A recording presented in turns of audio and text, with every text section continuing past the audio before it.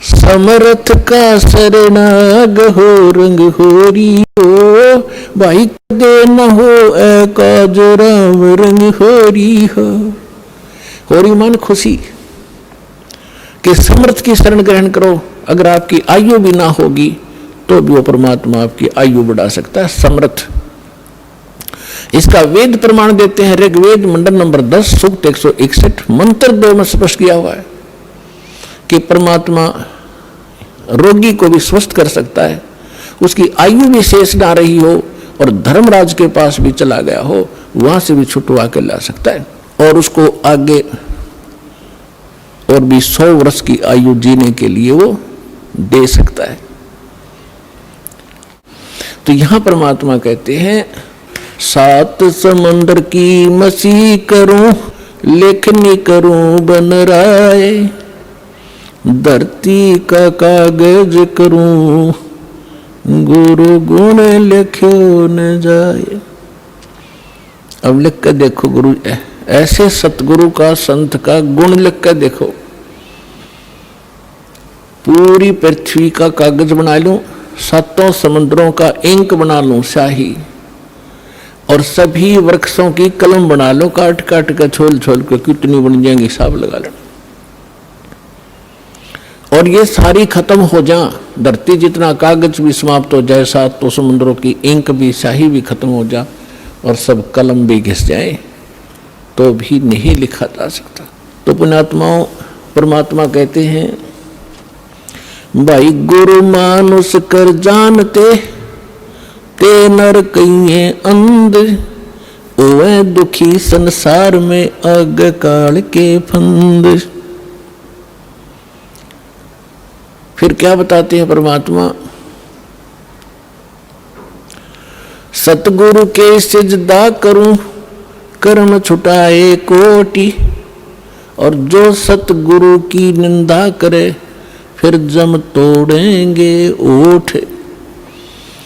कि ऐसे महापुरुष ने, जिसने हमारे को कितने पापों से बचा दिया, बीड़ी शराब मांस तम्बाकू के अवगुण बताकर हमें वहाँ से उनसे छुटकारा दिलवाया, और ऐसे अनमोल भगवान की पहचान कराई, और ऐसा अनमोल मंत्र दे दिया जो आज तक ऋषि महर्षि और ब्रह्मा विष्णु महेश के कान भी नहीं पड़ा।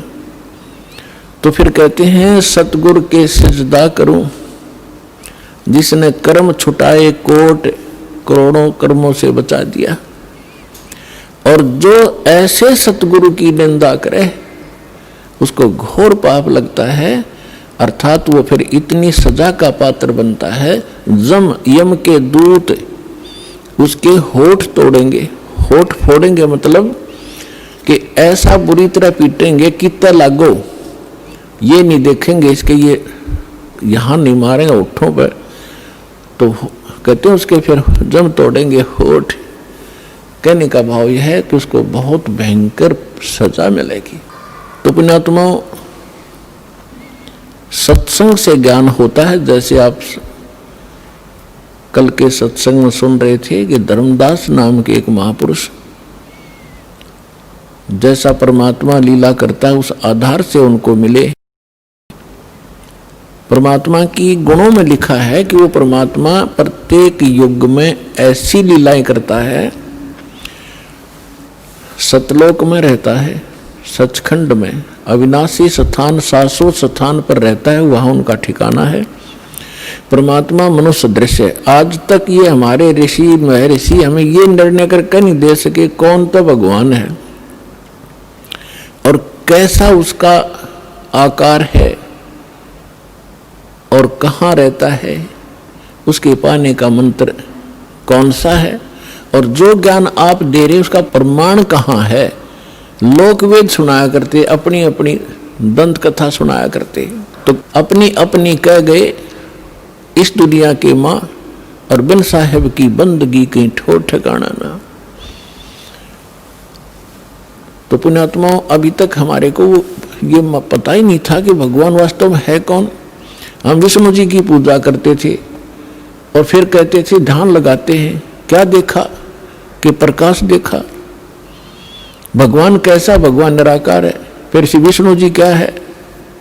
हमारी बुद्धि बालकों जैसी थी, स्थिर नहीं थी, हमें पता ही नहीं था, क्योंकि हमें गुरु ऐसे मिले थे। तो परमात्मा कहते हैं मां मुंडो उस संत की जिसते संशय ना जावे। कहते इसे संत ने छोड़ दे तुरंत, जो शंका निवारण नहीं कर सकता सारी।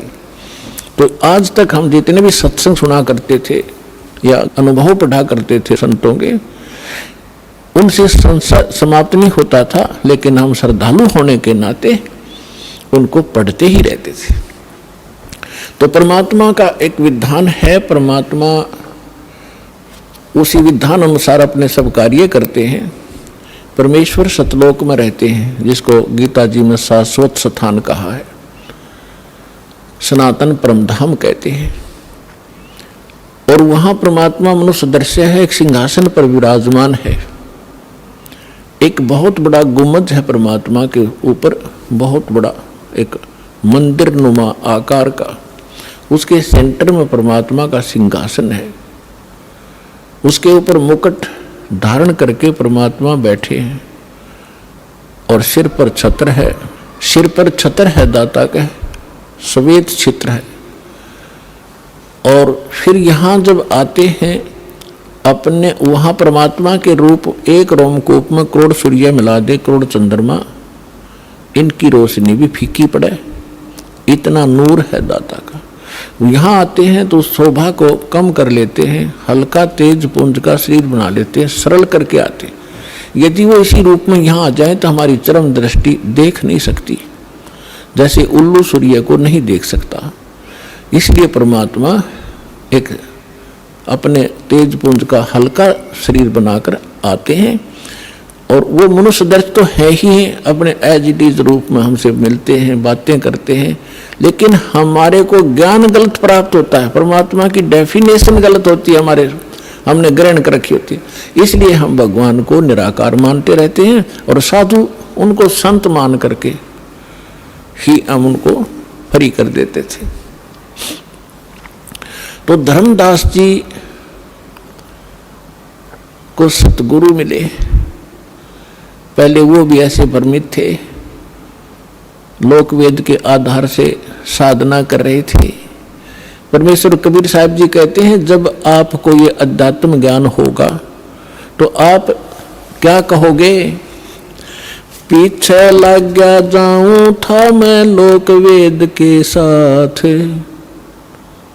रस्ते में सतगुरु मिले दीपक दे दिया हाथ। लोकवेद होता है दंत कथा, अक्षेत्रीय ज्ञान, जिस क्षेत्र में जैसी परंपराएं, जैसी साधना होती है उसको लोक वेद कहते हैं। वो सबके मुंह पर चढ़ा हुआ होता है कि ये भगवान है, ये भगवान है। चाहे कोई किसी भी देव को पूज रहा है, या कोई मजार पूज रहा है, या किसी की यादगार पूज रहा है, उन्हीं को सत्य मान रहे हैं। तो परमात्मा कहते हैं कि हम पहले हमारे लिए कह रहे हैं, वो तो मालिक थे।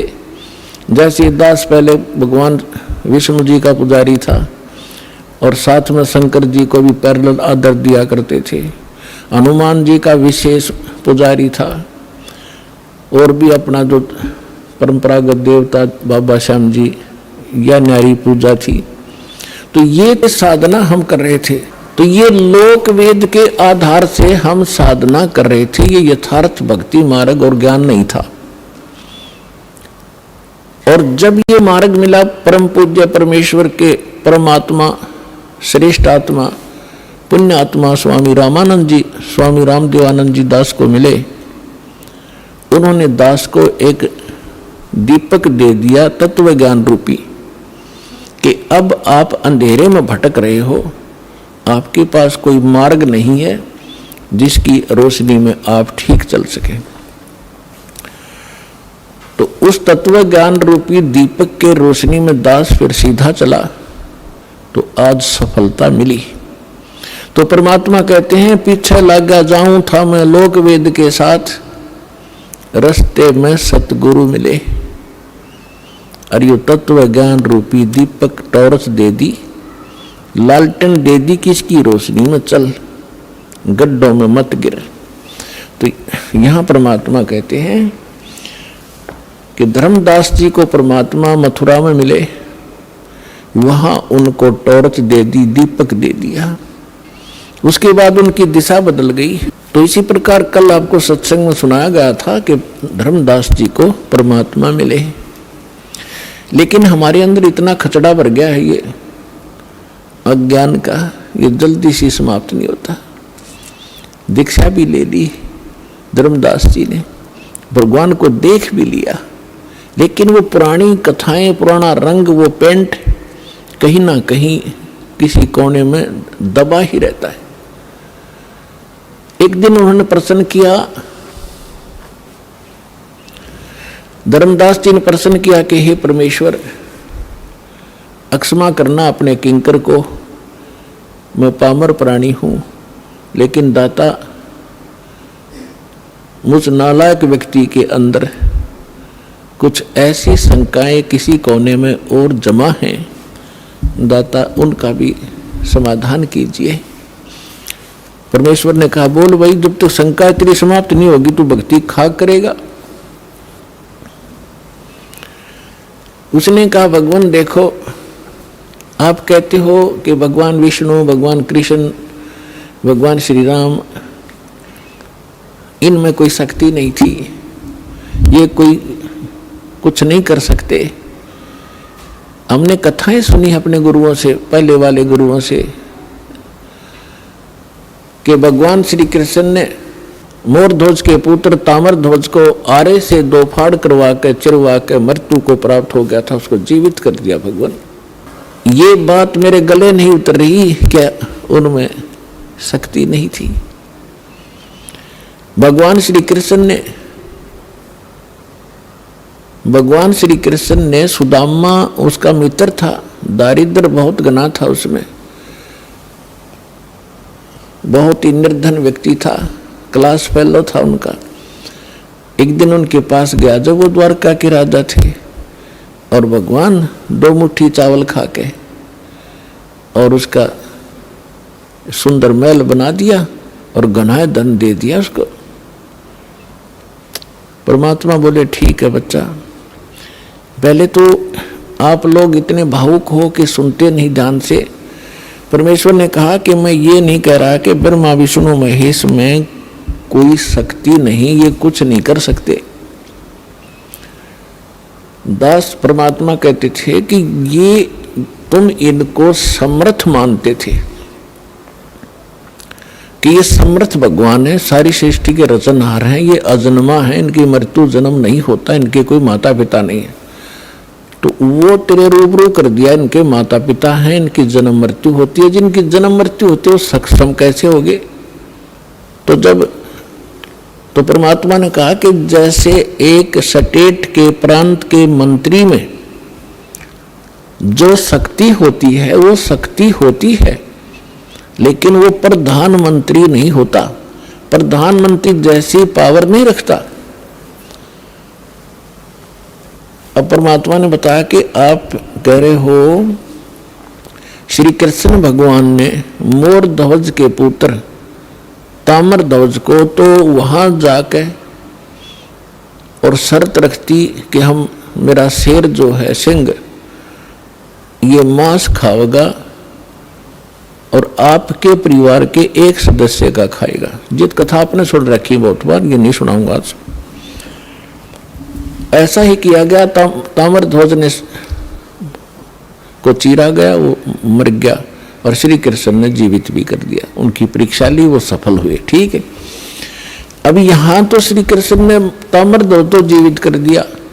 जब महाभारत के युद्ध में उसकी बहन सुभद्रा का पुत्र अभिमन्यु युद्ध में मारा गया, चक्रव्यूह में, सुभद्रा रोए, 500 पांडव रोए, उनका कुल नाश होए, और श्री कृष्ण रोए बैठ के, तब वो क्यों नहीं जीवित कर सका अभिमन्यु को?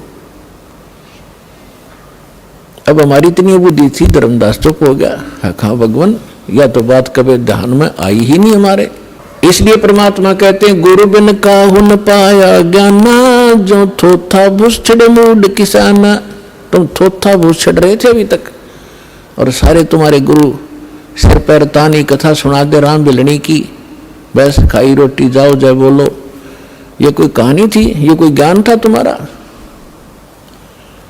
तब परमात्मा से धर्मदास जी ने पूछा कि भगवान फिर कारण क्या था? कारण ये था कि ताम्रध्वज की आयु शेष थी, और इतनी शक्ति ये रखते हैं, ये तो ऋषि महर्षि रखते हैं। ऐसी तो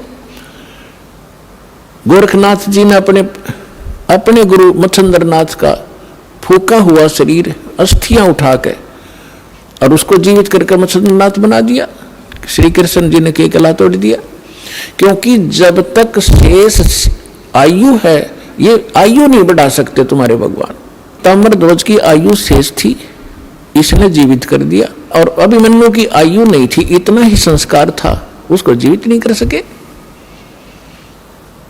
समरथ का शरणाग हो रंग होरी हो, भाई दे न हो काज राम रंग होरी हो। होरी मान खुशी, कि समर्थ की शरण ग्रहण करो। अगर आपकी आयु भी ना होगी तो भी वो परमात्मा आपकी आयु बढ़ा सकता है, समर्थ। इसका वेद प्रमाण देते हैं। ऋग्वेद मंडल नंबर 10 सूक्त 161 मंत्र 2 में स्पष्ट किया हुआ है कि परमात्मा रोगी को भी स्वस्थ कर सकता है, उसकी आयु भी शेष ना रही हो और धर्मराज के पास भी चला गया हो, वहां से भी छुटवा के ला सकता है, और उसको आगे और भी 100 वर्ष की आयु जीने के लिए वो दे सकता है।